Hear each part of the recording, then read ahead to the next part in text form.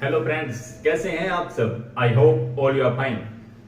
आज के इस वीडियो में हम बात करेंगे नेचुरल नंबर के बारे में, होल नंबर के बारे में, इंटीजर, रेशनल, इरेशनल नंबर के बारे में, और इन नंबर्स को हम पढ़ते क्यों हैं, उसके पीछे की कहानी क्या है, वो सब हम बात करेंगे आज। तो बात करते हैं नेचुरल नंबर से।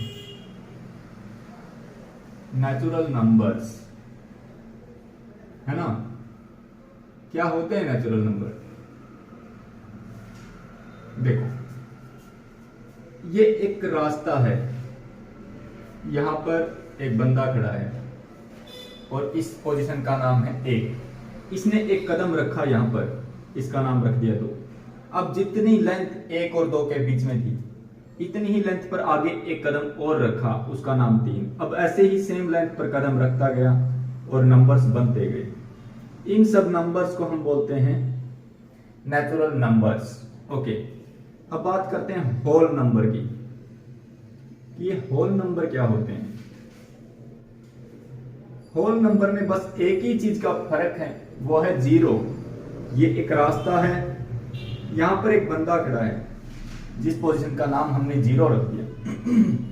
उसने एक कदम रखा, एक सेम लेंथ पर एक कदम और रखा 2। जितनी लेंथ ये उतना ही लेंथ ये, ठीक है। अब आगे फिर एक कदम, कदम से कदम मिलते गए, होल नंबर बनते गए, ऐसे ही आगे आगे चलते गए। अब ये होल नंबर होते हैं कितने हैं, इनफाइनाइट होते हैं, बहुत सारे इनफाइनाइट। जो होल नंबर होते हैं वो भी इनफाइनाइट होते हैं, जो नेचुरल नंबर होते हैं वो भी इनफाइनाइट होते हैं। अब जब हमारे पास नेचुरल नंबर थे तो होल नंबर की जरूरत क्या पड़ गई। तो होल नंबर की बेटा ये जरूरत पड़ गई, अगर किसी के पास 5 रुपए थे और उससे 5 रुपए वापस ले लिए तो उसके पास कितने बचे।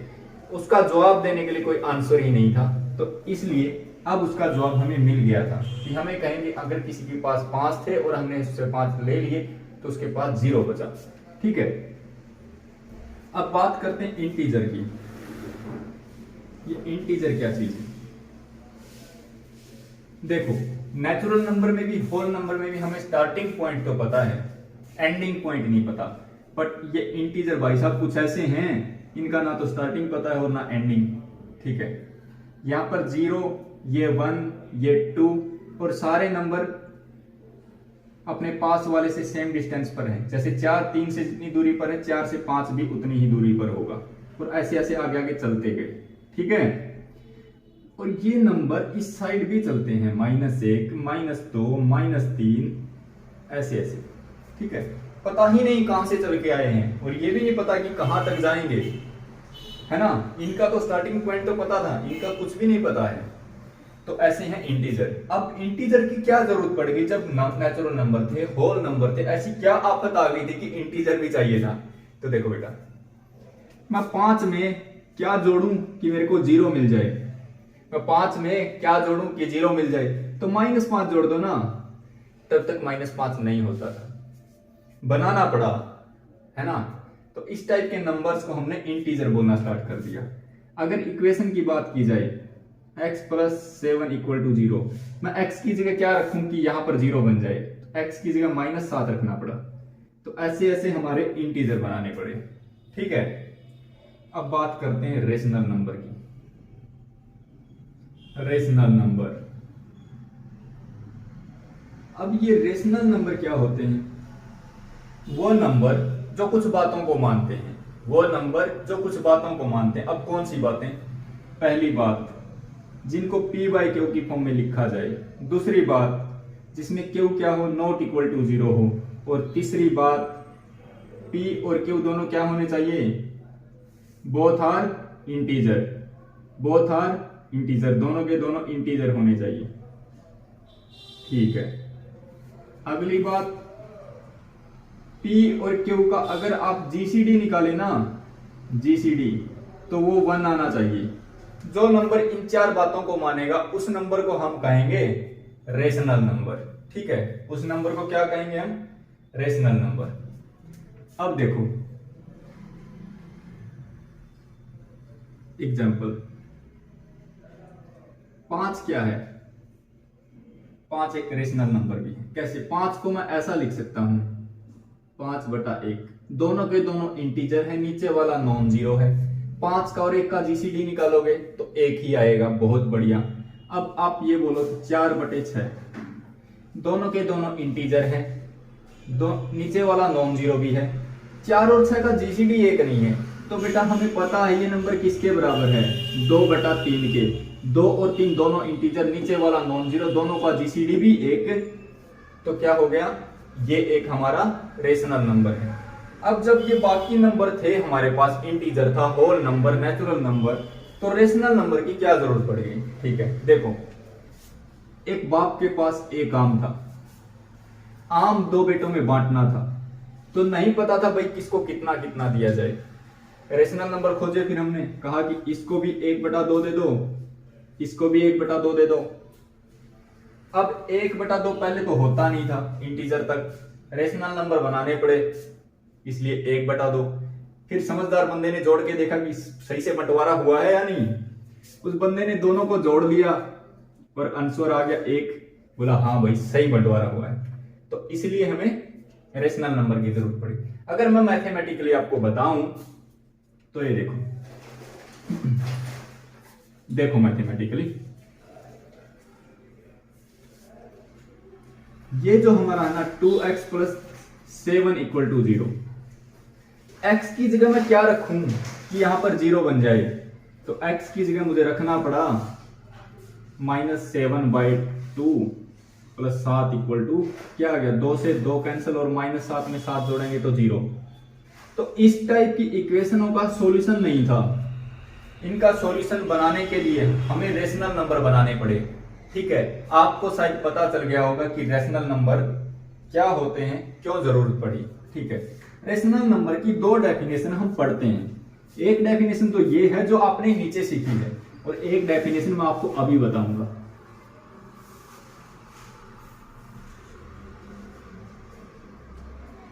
तो देखो दूसरी डेफिनेशन क्या कहती है, a number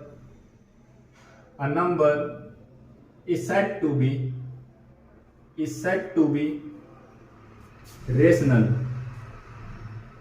if it is either terminating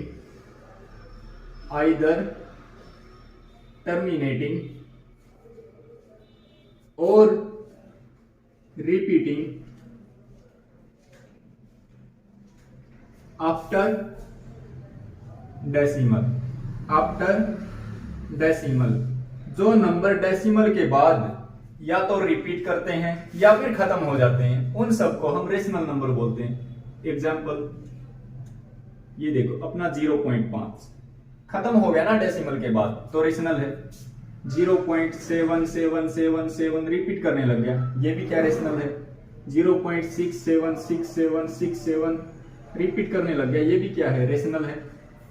अब देखो 0.575932 यहां तक रिपीट नहीं किया, उसके बाद लग गया रिपीट करने 2 2 2 2 2, तो ये भी क्या है, रेशनल नंबर है। ठीक है, बहुत बढ़िया।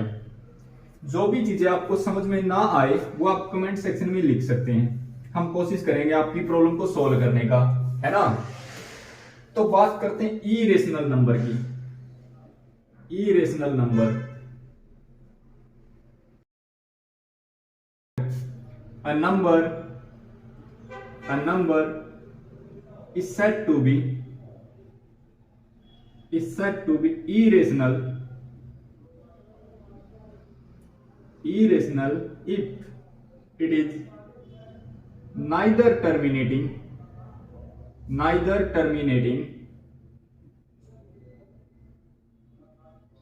nor repeating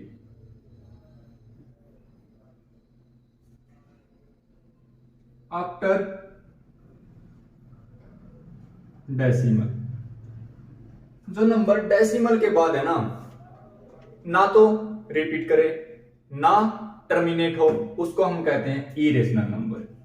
ठीक है, अब देखो डेसिमल फॉर्म में अगर मैं किसी इरेशनल नंबर को पूरी तरह से लिखना चाहूं तो पॉसिबल नहीं है, मेरे द्वारा क्या किसी के द्वारा भी पॉसिबल नहीं है किसी इरेशनल नंबर को डेसिमल फॉर्म में पूरी तरह से लिख पाना। क्योंकि अगर वो टर्मिनेट ही नहीं होता तो कहां तक मैं जाऊंगा, कहां तक लिखूंगा, और रिपीट भी नहीं होता तो आपको बताऊंगा कैसे कि आगे क्या चल रहा है। ठीक है, तो इस वजह से तो इरेशनल नंबर होते कौन कौन से हैं? सबसे पहले तो आपने जो छोटी क्लास में ये जो पाई सुना होगा ना, ये इरेशनल नंबर होता है बेटा, इरेशनल नंबर होता है ये। पाई क्या होता है? Irrational number. अब पाई को आप कई बार ऐसा लिख देते हैं 22/7, तो ये जो बीच में इक्वल टू लगाया ना, ये गलत है। ऐसा नहीं होता है, वो अप्रोक्सीमेट होता है इसके। ठीक है, क्योंकि 22/7 क्या है? एक रेशनल नंबर होता है। तो इसको पाई को 22/7 क्यों ले लेते हैं? इसको हम इसलिए लेते हैं क्योंकि उस 22/7 उस पाई के आसपास की वैल्यू है, अप्रोक्सीमेट वैल्यू है।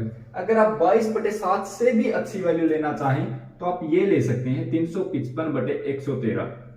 तो मैं इसको अच्छी वैल्यू क्यों बोलता हूं कि ये जो 22/7 है ना, ये तो सिर्फ 2 डेसिमल तक ही वैल्यू ठीक है, और ये 4-5 डिजिट तक ठीक है। मतलब 4-5 डिजिट का मतलब जैसे 3.14 लिखता हूं, इसके बाद जो नंबर लिखूंगा मैं 22 को 7 से डिवाइड करके, तो ये नंबर गलत हो जाएगा, मतलब ये पाई की वैल्यू नहीं रहेगी। और ये जो वैल्यू है ये ऐसे ऐसे 5 डिजिट तक ठीक रहेगी। मतलब आगे जब 5 तक लिखूंगा मैं, 14 के बाद भी जो वैल्यू लिखूंगा, तो ये क्या है? ये नंबर इसके कंपेयर में बेटर नंबर है पाई का। ठीक है, ये भी एग्जैक्ट वैल्यू नहीं है, अप्रोक्सीमेट वैल्यू है। तो आपने बुक में देखा होगा, कभी कभी आप ये लिखते हैं, कभी कभी आप ये लिखते हैं। बहुत अच्छी बात। ओके, अब और कौन कौन से नंबर होते हैं इरेशनल? ये देखो, √2, √3, √5। मतलब कि रूट के अंदर अगर कोई प्राइम है, अगर कोई प्राइम नंबर है रूट के अंदर, तो वो सारे के सारे क्या होते हैं? वो सारे के सारे इरेशनल नंबर होते हैं। वो सारे के सारे इरेशनल नंबर होते हैं। और कुछ देखो, √6 भी क्या है? इरेशनल नंबर है। ठीक है, बट ये प्राइम नहीं है। तो आप ऐसा बोल सकते हैं √n is irrational, √n is irrational if n is not a perfect square, n is not a perfect square. अगर n परफेक्ट स्क्वायर नहीं है ना, तो √n क्या हो जाएगा? इरेशनल नंबर हो जाएगा। ठीक है, अब परफेक्ट स्क्वायर क्या होते हैं? जैसे 4 क्या है? 2 का स्क्वायर है, 9 3 का स्क्वायर है, 25 5 का स्क्वायर है। मतलब वो नंबर जो किसी न किसी का स्क्वायर हो, किसी न किसी नेचुरल नंबर का स्क्वायर हो, उस नंबर को हम परफेक्ट स्क्वायर बोलते हैं। तो 4 9 25 36 49 ये सब क्या है? ये परफेक्ट स्क्वायर है। ओके, तो हमने रेशनल के बारे में पढ़ा, इरेशनल के बारे में पढ़ा, उससे पहले इंटीजर पढ़ा, होल नंबर पढ़ा, नेचुरल नंबर पढ़ा। अब जब रेशनल टाइप की चीजें थी तो इरेशनल की क्या जरूरत पड़ गई? हाँ बेटा, जरूरत पड़ी थी। देखो यहां पर लिखते हैं हम,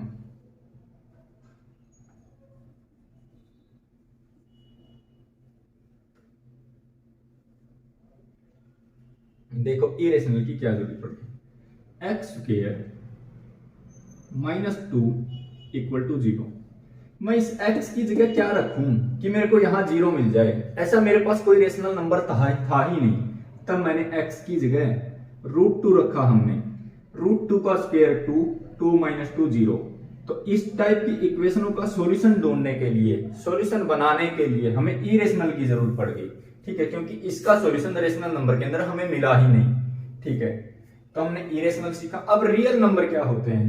रियल नंबर कुछ अलग नहीं, बस आप ऐसा बोल सकते हो कि रेशनल और इरेशनल सबको इकट्ठा कर दो तो जो सेट बनेगा उस सेट को बोलेंगे हम set of real numbers. Real number कोई अलग चीज नहीं है, रेशनल और इरेशनल ही होते हैं। देखो, रियल नंबर क्या होते हैं? रेशनल और यूनियन कर दो इरेशनल का। सेट ऑफ रेशनल नंबर को इससे डिनोट करते हैं, सेट ऑफ इरेशनल को इससे। क्या उससे डिनोट करते हैं? रेशनल को इसको, इससे इरेशनल को। ठीक है, अब बात करते हैं कॉम्प्लेक्स नंबर की। कॉम्प्लेक्स नंबर की अब इनकी क्या जरूरत पड़ गई थी? कॉम्प्लेक्स नंबर की क्या जरूरत पड़ गई थी जब हमारे पास रियल नंबर थे? तो पहले एक बार देख लेते हैं कॉम्प्लेक्स नंबर किस टाइप के होते हैं। जो कॉम्प्लेक्स नंबर का सेट होता है उसके अंदर इस टाइप के नंबर होते हैं, और ए और बी क्या होते हैं? ए और बी रियल नंबर होते हैं, ठीक है। ए बी रेशनल इरेशनल हो सकते हैं, मतलब रियल नंबर। आई क्या चीज है? आई का मतलब है -1 रूट को हम आई बोलते हैं, ठीक है। तो ये सेट है कॉम्प्लेक्स नंबर का। कॉम्प्लेक्स नंबर इस फॉर्म के होते हैं, ठीक है। अब ये जो अपना 1 है, 2 है, 0 है, ये सब भी क्या है? कॉम्प्लेक्स है। पर ये इस फॉर्म के तो दिखते नहीं है, दिखते हैं ऐसे। मैं 2 को ऐसा लिख सकता हूं कि 2 प्लस आयोटा इंटू 0, है ना, क्योंकि 2 और 0 क्या है? दोनों के दोनों रियल नंबर है, तो 2 को ऐसा लिखा जा सकता है। तो 2 भी क्या हुआ? कॉम्प्लेक्स नंबर, ठीक है। तो जितने रियल नंबर होते हैं वो कॉम्प्लेक्स होते हैं, बट जो कॉम्प्लेक्स होते हैं वो जरूरी नहीं कि रियल हो या ना हो। अब इसकी जरूरत क्यों पड़ी? X square plus 1 equal to 0। मैं x की जगह क्या रखूं कि यहां पर 0 मिल जाए? ऐसा कोई रियल नंबर था ही नहीं, तो मैं फिर हमें कॉम्प्लेक्स की जरूरत पड़ी। अगर मैं x की जगह आयोटा रख दूं, और आयोटा का स्क्वायर हमें पता है -1 होता है, तो -1 प्लस 1 बराबर 0। तो इस टाइप की इक्वेशनों का सॉल्यूशन ढूंढने के लिए हमें कॉम्प्लेक्स नंबर बनाने पड़े, ठीक है। ओके, तो आई थिंक आपको समझ में आया होगा नेचुरल नंबर क्या होते हैं, whole number, integer, rational, irrational, real, complex क्या होते हैं। वैसे तो ये थ्योरी और भी काफी बड़ी है, बट आज हमने थोड़ा सा आपको इंट्रोडक्शन दिया है। आई होप आपको अच्छा लगा होगा। जो भी आपको इसमें डाउट हो या कुछ और भी पूछना हो, आप कमेंट सेक्शन में पूछ सकते हैं। Thanks for watching this video.